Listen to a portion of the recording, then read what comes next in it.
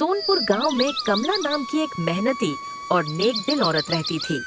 हर सुबह वह अपनी भैंस के लिए जंगल से हरा भरा चारा काटने जाती थी। गरीबी में जीने के बावजूद उसके चेहरे पर कभी शिकन नहीं आती थी। एक दिन जब कमला जंगल से गुजर रही थी, तभी पास के एक पुराने बरगद के पेड़ पर बैठा एक जादुई तोता उसे ध्यान से देखने लगा। तोते ने मन ही मन कहा, कई सालों से देख रहा हूँ, ये औरत कितनी मेहनती है। रोज जंगल आती है, बिना किसी शिकायत के अपना जीवन चला रही है। एक भैंस से कितना ही दूध मिलेगा, इससे तो बस पेट ही भरता होगा। क्यों न मैं इसकी मदद करूं? इतना सोचकर तोता पेड़ से नीचे उतरा और सुनहरी रोशनी में बदलकर एक सुंदर गाय बन गया।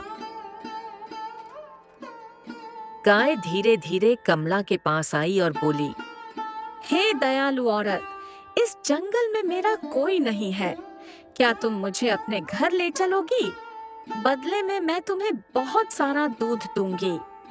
कमला चौंक गई। मैं कोई सपना तो नहीं देख रही, ये गाय तो बोल रही है। पहले तुम बताओ, तुम बोल कैसे रही हो? गाय मुस्कुराकर बोली, मैं एक जादुई गाय हूँ। अगर तुम मुझे प्यार से रखोगी तो तुम्हारी सारी परेशानियां दूर हो जाएंगी।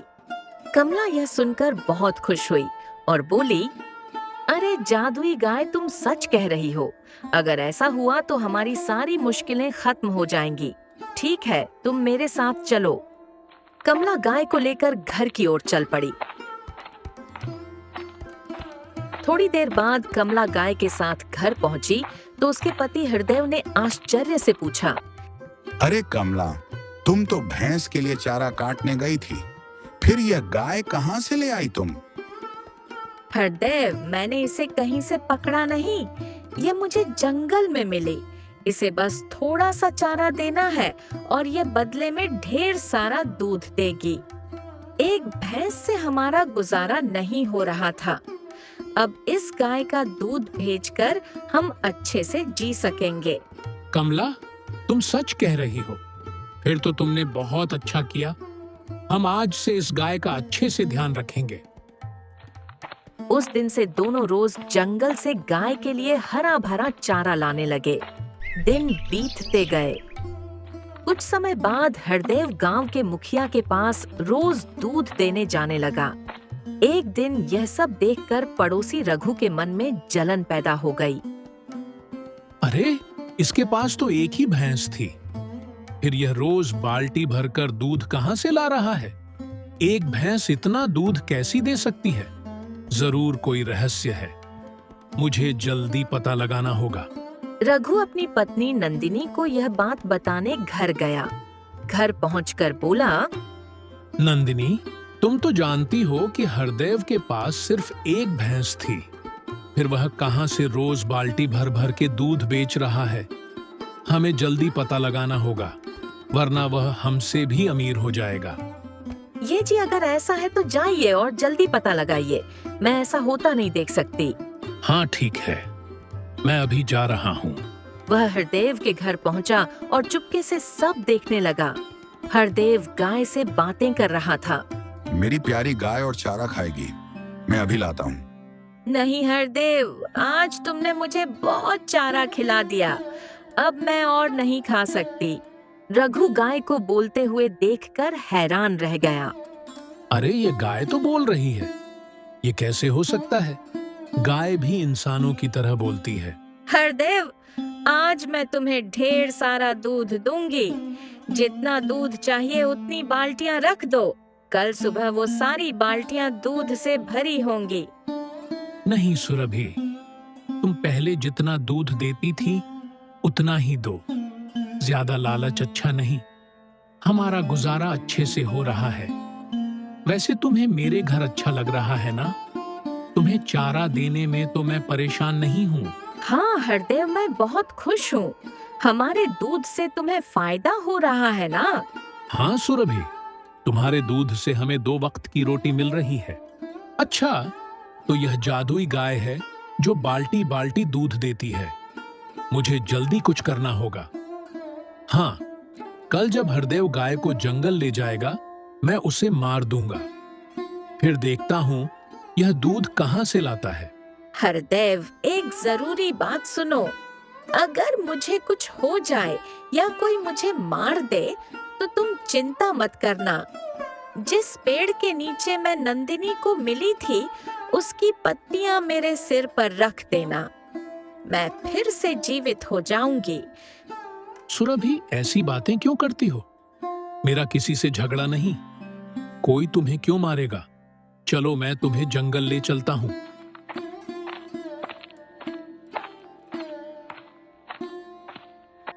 नंदिनी, मैं सुरभि को जंगल ले जा रहा हूँ। अगर देर हो जाए तो चिंता मत करना। ठीक है, लेकिन जंगल में सावधान रहना। वहाँ जंगली जानवर होते हैं। हरदेव गाय को लेकर जंगल गया। वहाँ सुरभि हरा भरा चारा खाने लगी। तभी हरदेव ने सोचा, आज बहुत गर्मी है। एक काम करता हूँ, मैं उस पेड़ के नीचे थोड़ा आराम कर लेता हूँ। वो पेड़ के नीचे जमीन पर बैठ गया। इधर रघु झाड़ियों में छिपा था। उसने सोचा, इस गाय को मारना ही पड़ेगा। यह मेरे रास्ते का कांटा है। तभी सुरभि जोर जोर से चिल्लाने लगी। हरदेव नींद से जागा और बोला, अरे गाय को क्या हुआ? मुझे देखना चाहिए। वह गाय के पास पहुंचा और देखकर स्तब्ध रह गया। सुरभि मर चुकी थी। हरदेव बहुत दुखी हुआ और उसकी आंखों से आंसू बहने लगे। हे भगवान, यह कैसे हो गया? मेरी सुरभि कैसे मर गई? अब मैं नंदिनी को क्या जवाब दूंगा? हरदेव उदास होकर घर लौटा।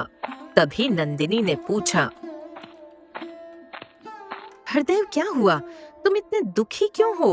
और गाय कहाँ है? नंदिनी, मैं तुम्हें कैसे बताऊं? सुरभि अब नहीं रही। वो मर गई। ये क्या कह रहे हो? वो तो जंगल में चारा खाने गई थी। बताओ क्या हुआ?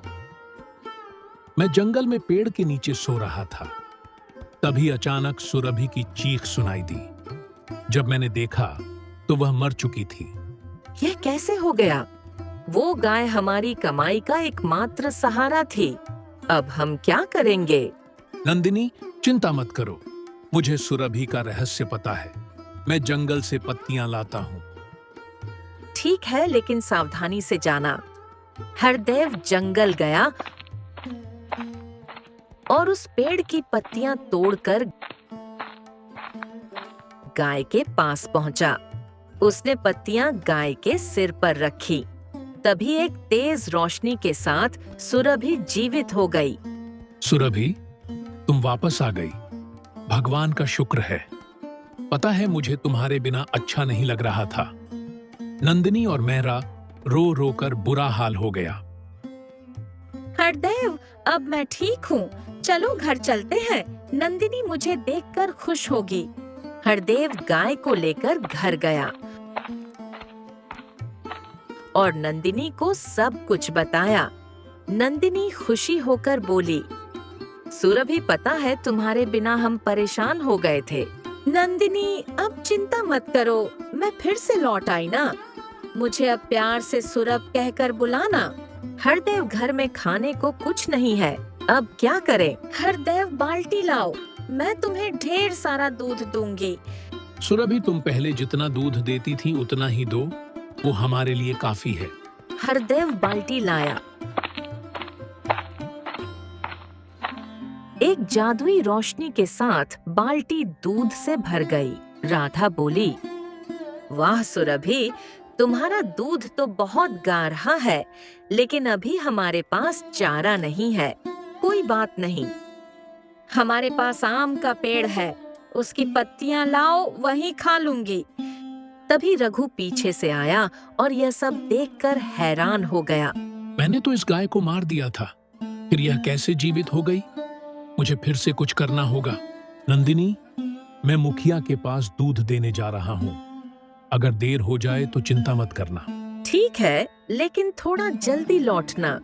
हरदेव जंगल के रास्ते मुखिया के घर जा रहा था।